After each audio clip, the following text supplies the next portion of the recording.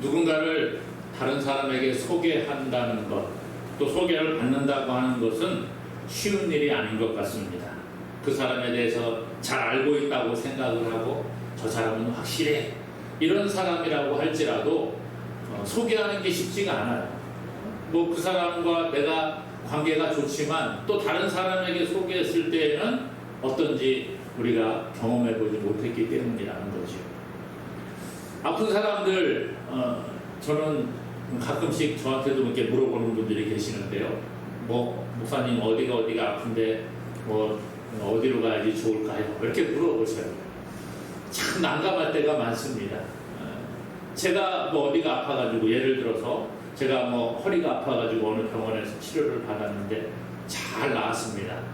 그런데 다른 사람에게 소개를 해줬는데 그 사람은 아무리 그 병원에 가서 치료를 받아도 낫지 않는 경우가 있다는 거예요. 병원 뭐 의사를 소개한다 쉽지가 않지요.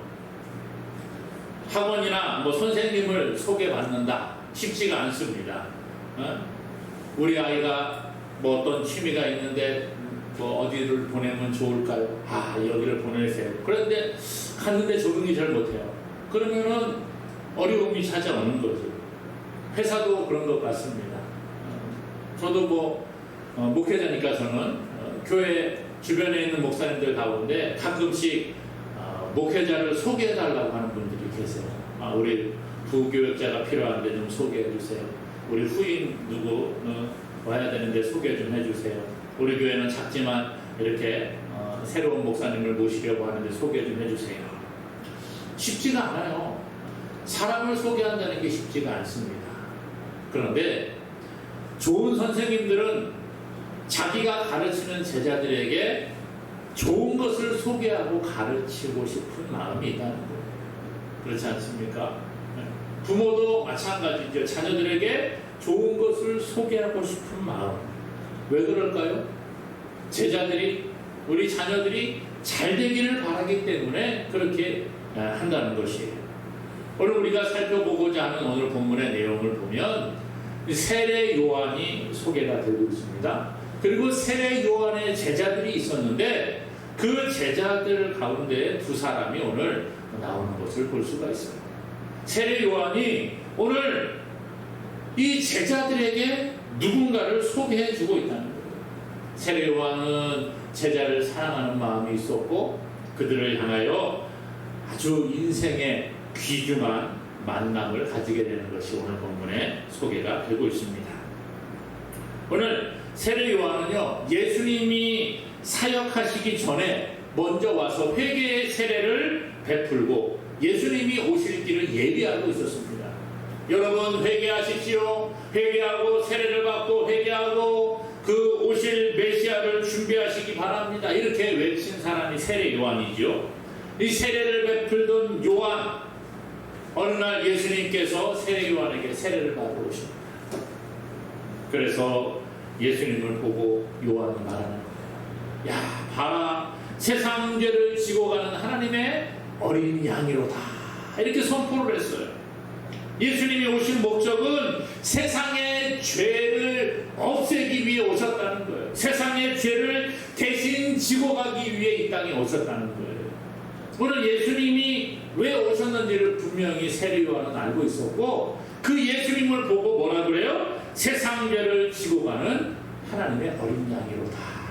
그렇게 말합니다. 사실 세례 요한은요, 예수님을 본 적이 없었습니다. 그런데 어떻게 예수님을 보고 세상 죄를 지고 가는 하나님의 어린 양이라 그렇게 말할 수 있었을까? 성경에 보니까 이 요한이 그런 이야기를 하고 있습니다. 내가 세례를 베풀 때에 성령이 내려 그 위에 임하는 사람, 성령으로 세례를 베푸는 이인 줄 알아라. 이렇게 들었다는 거예요. 그런데 예수님이 나오셔서 세례를 받으실 때에 하늘로부터 성령이 임하는 것을 보고 이분이 바로 하나님이 약속한 그분이구나, 하나님의 어린 양이구나 라고 알고 그분을 선포하기 시작했다는 겁니다. 그런데 오늘 말씀에는 예수님이 세례를 받으시고 난 그 이튿날에 있었던 일입니다. 오늘 말씀에 그러거든요. 이튿날에 이렇게 시작을 하는데 그 이튿날에 예수님께서 걸어가시는 것을 보고 세례 요한이 제자들에게 예수님을 소개해 주고 있습니다.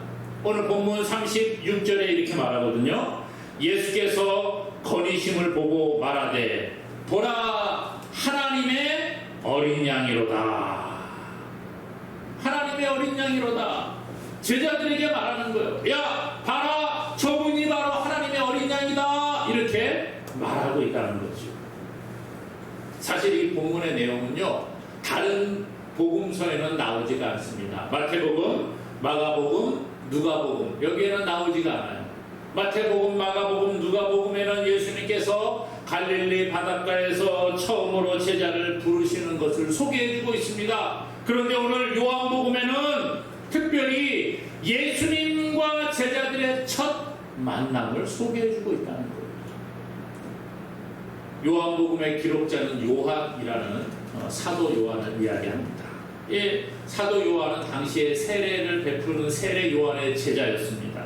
그리고 예수님을 만나게 되는 것을 자기가 직접 보고 경험을 했잖아요. 오늘 그리고 나서 그것이 얼마나 감동적이고 놀라운 사건이었는지 그것을 상세하게 기록을 해주고 있다는 거예요. 오늘 세례 요한이 2명의 제자들에게 예수님을 소개를 합니다. 오늘 제자들에게 소개하는데 특별히 2 사람과 함께 서 있었는데 예수님이 거니심을 보고 보라 하나님의 어린 양이로다 이렇게 소개합니다. 그 중에 한 사람은 오늘 요한복음을 기록한 사도 요한이고요. 또 한 사람은 그 뒤에 소개되고 있는 안드레라는 사람이었다는 거예요. 요한과 안드레 이 2 사람은 세례 요한의 제자였습니다. 그런데 세례 요한으로부터 예수님을 소개받습니다. 뭐라고 소개받았다고요? 보라 하나님의 어린 양이로다. 그렇게 소개를 받았다는 거예요. 예수님이 하나님의 어린 양이 되시는 것, 세상의 모든 죄를 지고 갈 그분이라는 것을 세례 요한으로부터 소개받게 됩니다. 얼마나 복받은 사람들이에요. 자기가 따르는 선생님으로부터 생명의 주인 되신 예수님을 소개받는 겁니다. 하나님의 어린 양으로서 우리의 죄를 대신하여 십자가에서 죽으시고 다시 살아나셔서 우리를 죄에서 구원하실 그분을 소개받게 되었다는 거예요. 세례 요한은 자기를 낮춥니다. 나는 아무것도 아니다. 저분이 높아지셔야 된다. 저 예수님이 진짜 구원자다. 저분을 따라가야 된다라고 그 제자들에게 소개하고 있다는 거예요. 사실 사람이라고 하면 누구나 야망이 있지 않습니까? 욕심이 있지 않습니까? 내가 높아지기를 원하고 나를 사람들이 많이 따랐으면 좋겠다는 거예요. 누가 나를 따르고 있는 사람한테 야 저쪽으로 가, 저쪽이 진짜야, 나는 아무것도 아니야, 그렇게 말할 사람 별로 없습니다. 그런데 오늘 세례 요한은 자기의 제자들을 향하여 예수님을 바라보면서 야 저분이 하나님의 어린 양이니까 저분이 진짜라, 그렇게 말하고 있다는 거예요. 예수님과 그 자기의 제자들의 그 만남을 중재하는 중매 역할을 하고 있음을 봅니다. 그런데 이 세례 요한의 제자들만 복받은 자들이냐? 그렇지 않다는 거예요. 오늘 저와 여러분들도 복받은 사람들인 줄로 믿으시기를 바랍니다. 아멘. 왜 우리가 복을 받았습니까? 우리도 예수님을 소개받고 예수님을 만난 자들이기 때문이라는 거예요. 오늘 저와 여러분들이 왜 이 자리에 있습니까? 예수 그리스도가 나의 구주가 되시고 그분을 믿음으로 하나님의 자녀가 되는 권세를 얻었다라는 것, 이것을 우리가 알게 되었기 때문에 복받은 자들인 줄로 믿습니다. 오늘 예수님을 세례 요한은 자기 제자들에게 소개를 합니다. 그랬더니 놀라운 일이 일어나요. 이 세례 요한에게 예수님을 소개받은 2명의 제자가 예수님을 따라갑니다. 자기 스승으로 모셨던 세례 요한을 이제 떠나서 예수님의 제자가 되고 있다는 거예요. 그리고 가서 예수님이 계신 곳을 보고 인격적인 만남을 가지는 것을 성경은 소개해 주고 있습니다. 예수님이 정말 하나님의 아들이 맞는가, 하나님의 어린 양이 맞는가, 그것을 알아보기 위해서 가는 거예요. 정말 예수님이 맞는가? 그리고 예수님을 따라가니까 예수님이 야, 너 무엇을 구하길래 날 따라오느냐? 그랬더니 이 안드레와 또 요한이 예수님께 물어보는 겁니다. 어디 계십니까? 그랬더니 야, 너 와서 봐라. 그랬더니 이들이 예수님께서 계신 곳에 가서 그 예수님을 보고 만나게 됩니다. 그리고 난 다음에 예수님이 진짜 하나님의 아들이시구나, 이분이 진짜 우리가 기다리던 메시아구나 라는 것을 깨닫고 알고 믿게 되어졌다는 거예요. 메시아, 이 말은 기름 부음을 받은 자라는 의미의 히브리 말입니다. 또 헬라어로는 그리스도라고 성경은 이야기하죠. 그러니까 구약의 히브리 말로 기록되어 있는 것에는 메시아, 신약의 헬라 말로 기록되어 있는 것은 그리스도, 이렇게 말할 수 있어요. 그러니까 이 유대인들은요, 구약에 예언되어져 있던 메시아를 기다리는 사상이 있었습니다. 메시아, 그 기름 부음 받은 자가 오시면 우리를 구원할 것이다 라는 믿음이 이들 가운데 있었어요. 그런데 지금 이 성경이 기록되어질 당시에 이 요한, 세례 요한이 복음을 전할 당시는 유대인들이 로마의 지배를 받고 있을 때입니다. 그러니까 로마의 식민 지배를 받고 있으니까 야, 우리 언제 이렇게 해방될까? 이런 마음이 있었어요. 그래서 하나님께서 우리에게 메시아를 보내주신다고 했는데, 그분이 오시면 우리를 구원해 주신다고, 해방시켜 준다고 했는데 빨리 메시아가 오셨으면 좋겠다라는 생각을 가지고 그 메시아를 기다리는 사람들이 많이 있었습니다. 물론 그들 가운데는 정치적인 메시아를 기다리기도 했습니다. 그런데 예수님께서는요, 그 메시아로 오셨는데 정치적인 메시아가 아니라 어떤 메시아예요? 죄에서 자기 백성을 구원할 구원자로 오셨다라는 거예요. 예수님은요, 자기 백성을 그의 죄에서 구원하기 위해 이 땅에 오신 줄로 믿습니다. 그래서 이 예수님을 만난 안드레는 예수님이 메시아가 됨을 깨닫게 됩니다.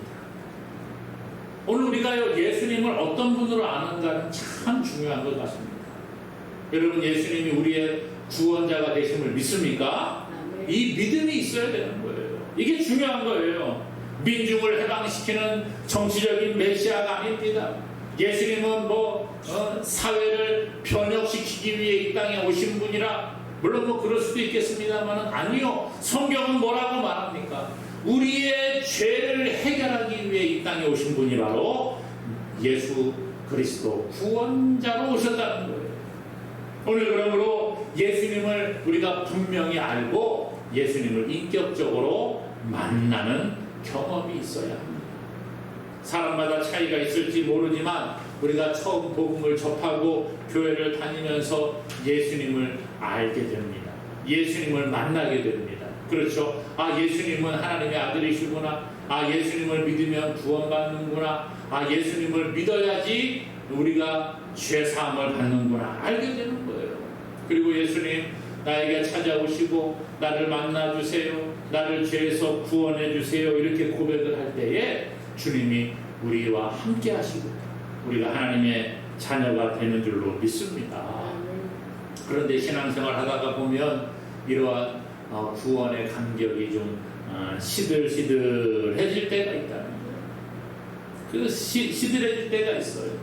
그러나 우리가 알아야 되는 것, 예수님 믿고 구원받은 백성은 하나님께서 날마다 함께 하시는 줄로 믿으시기를 바랍니다.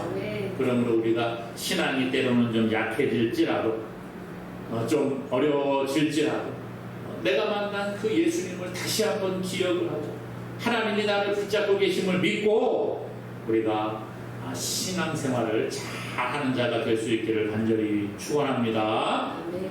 오늘 이 예수님을 만난 이 제자들, 그러니까 원래는 세례 요한의 제자였지요.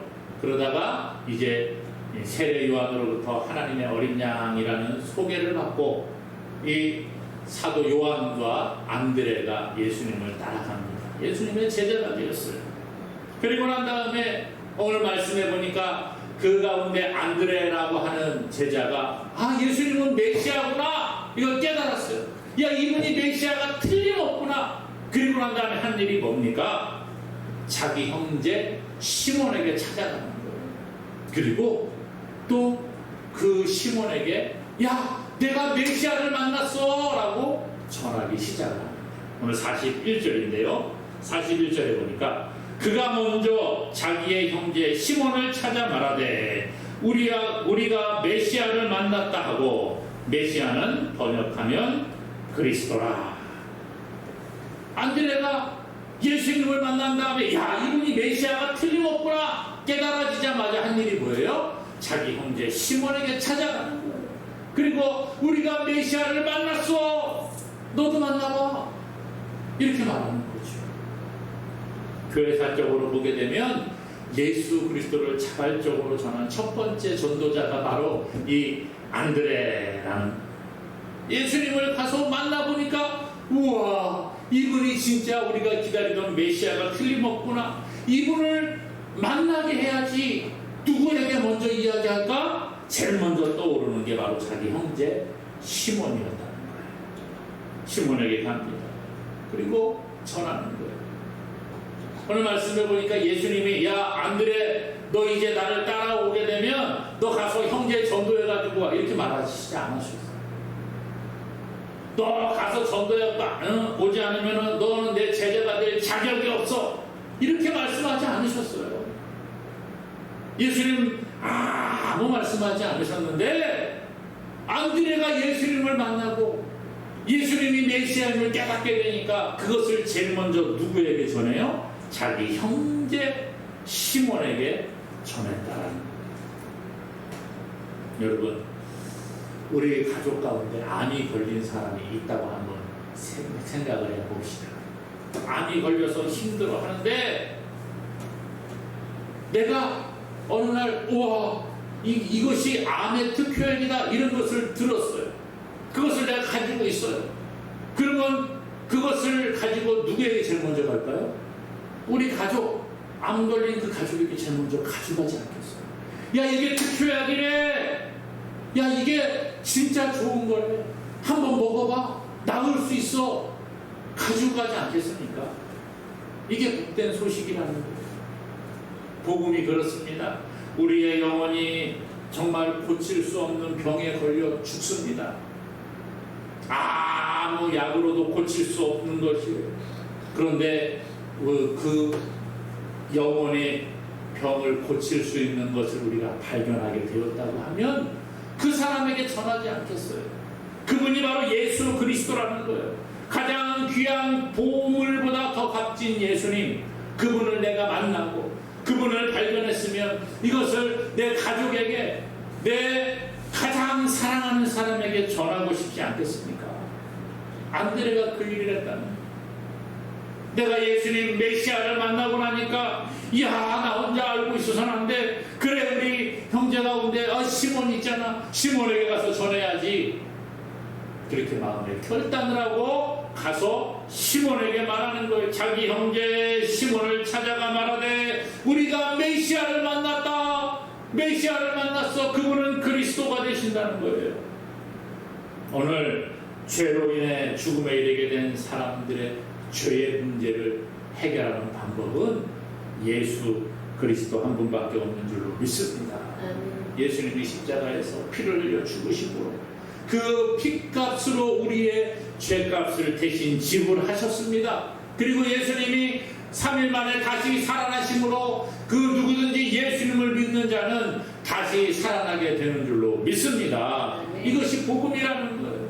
예수님을 믿는 자는 사망에서 생명으로 옮겨지는 놀라운 역사가 일어나는데, 이것을 내가 알았는데 이것을 우리가 다른 사람, 특별히 내 사랑하는 가족에게, 내가 사랑하는 사람들에게 전해야 되지 않겠습니까?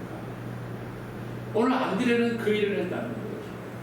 메시아를 만난 사람은, 내가 구원의 감격을 깨달은 사람은 가서 전하는 거예요. 나의 사랑하는 가족에게, 나의 사랑하는 친구에게, 나의 사랑하는 주변에 있는 사람들에게 이 놀라운 구원의 비밀을 전하기 시작을 했다는 것입니다. 오늘 예수님을 만난 자들은요, 이렇게 복음을 전했어요. 초대교회가 어떻게 형성되었습니까? 오순절에 성령이 임하고 난 다음에 베드로가 또 다른 제자들이 나아가서 복음을 전할 때 놀라운 부흥의 역사가 일어나게 되었습니다. 사도행전 5장 42절에 보니까 그들이 날마다 성전에 있든지 집에 있든지 예수는 그리스도라고 가르치기와 전도하기를 그치지 아니하니라 그랬습니다. 그가 한 것은 예수가 그리스도라고 가르치는 거예요. 예수가 그리스도라고 전하는 거예요. 이것이 바로 믿음의 본질이라는 것입니다.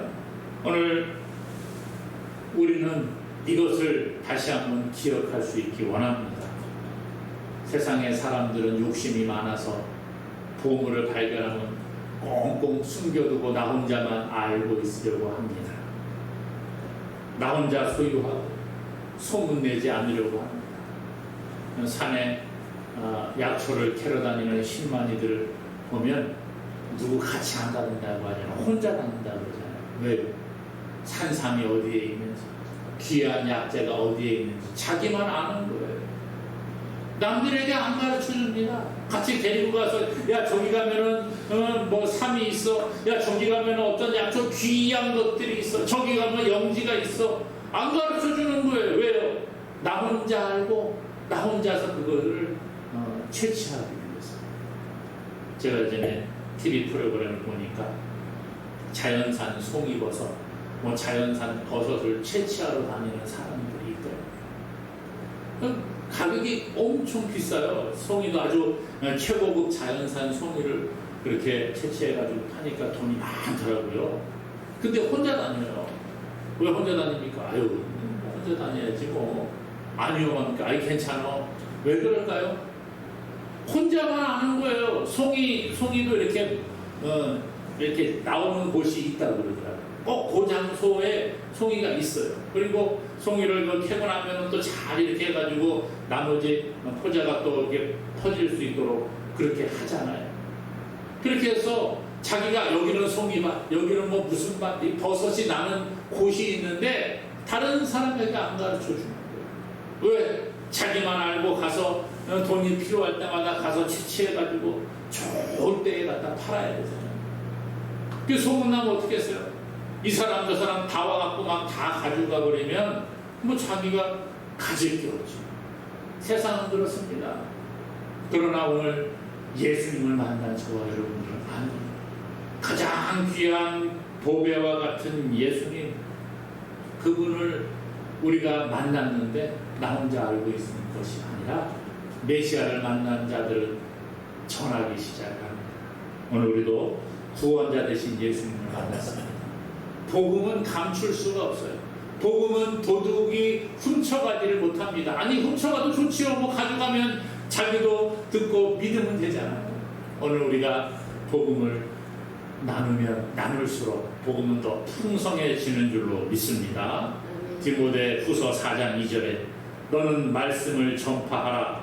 때를 얻든지 못 얻든지 항상 힘쓰라. 범사의 오래 참음과 가르침으로 경책하며 경계하며 권하라 그랬어요. 말씀을 전파하라. 때를 얻든지 못 얻든지 항상 힘쓰라.